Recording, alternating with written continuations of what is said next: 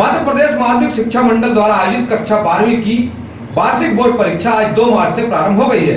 इस बोर्ड परीक्षा का पहला प्रश्न पत्र 10वीं के समान ही हिंदी का था, जिसकी परीक्षा देने के लिए जिले के सभी केंद्रों में कुल 15,664 परीक्षार्थी पहुंचे और 270 अनुपस्थित रहे। वह क्यों, देखिए इस खबर में। हाई स्कूल के समान ही हायर सेकेंडरी स्कूल कक्षा 12वीं की वार्षिक बोर्ड की परीक्षा भी आज 2 मार्च से प्रारंभ हो गई है। इस वार्षिक बोर्ड परीक्षा के तहत नर्मदापुरम जिले के सभी केंद्रों में एक साथ यह परीक्षा प्रारंभ हुई है। जहां दर्ज विद्यार्थियों की बात की जाए तो इसमें 15,664 परीक्षार्थी के शामिल होने की संभावनाएं व्यक्त की जा रही थी, लेकिन 270 परीक्षार्थी अनुपस्थित रहे और कुल 15,934 परीक्षार्थियों ने ही वार्षिक बोर्ड कक्षा 12वीं की यह परीक्षा पहले प्रश्न पत्र के रूप में आज 2 मार्च को दी है। अलग अलग ब्लॉकों की बात की जाए तो नर्मदापुरम ब्लॉक में नियमित 3,965 दर्ज परीक्षार्थियों में से 3,919 पहुंचे। माखन नगर में दर्ज 1,610 में से 1,601 पहुंचे।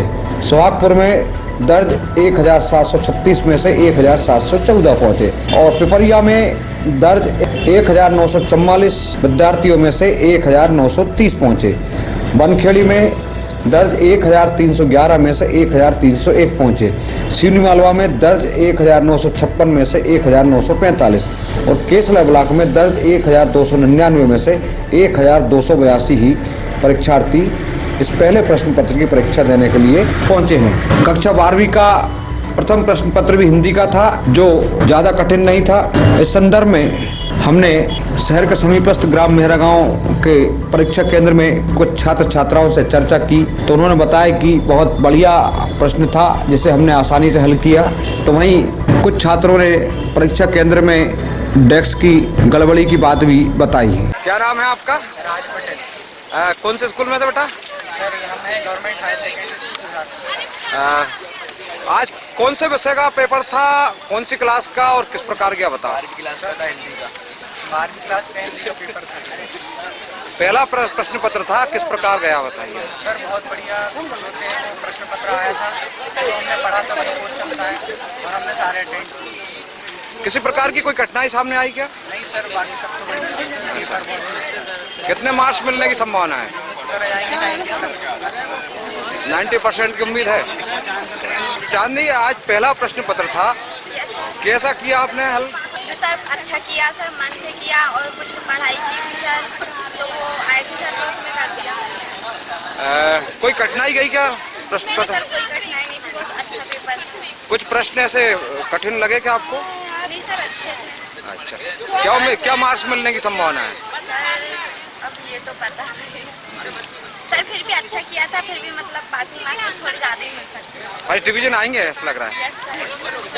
अगले प्रश्न पत्रों की तैयारी है पूरी? और यस सर। क्या नाम है बेटिया आपका? सलोनी अहिरबाग। कौन से स्कूल से हैं? जुजारपुर। सलोनी, पहला प्रश्न पत्र था, कोई कठिनाई सामने आई क्या? नहीं सर। किस प्रकार हल किए? सारे प्रश्न हल किए हैं या कुछ? सर पूरे अटेंड। कितने प्रश्न थे? सर पूरे 23 क्वेश्चन।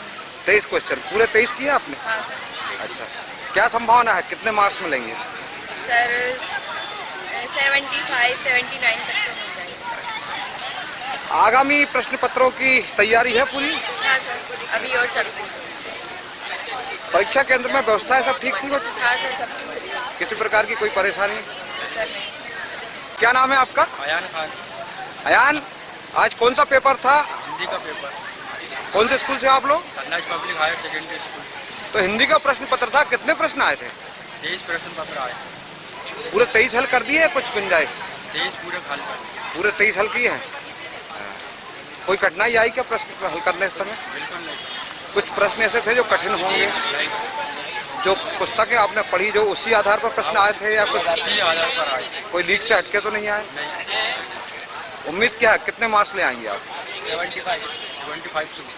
75 से ऊपर ले आओगे। आगामी प्रश्न पत्रों की तैयारियां हैं पूरी? परीक्षा केंद्र में व्यवस्थाएं सब ठीक रही? किसी प्रकार की कोई असुविधा तो नहीं हुई? ब्रेंच, हाँ, तो ये परेशानी तो ये बताया था आपने? नहीं, तो वो ब्रेंच जब हिल रही थी तो लिखने में कोई दिक्कत तो नहीं की? दिक्कत हुई, सब क्या नाम है आपका? सुमित गौतम। फिर से बताइए। सुमित गौतम। सुमित जी, क्या आपको जब परीक्षा दे रहे थे, आप कापी में उत्तर लिख रहे थे, तो क्या दिक्कत आ रही थी आपको डेस्क पे, टेबल पे?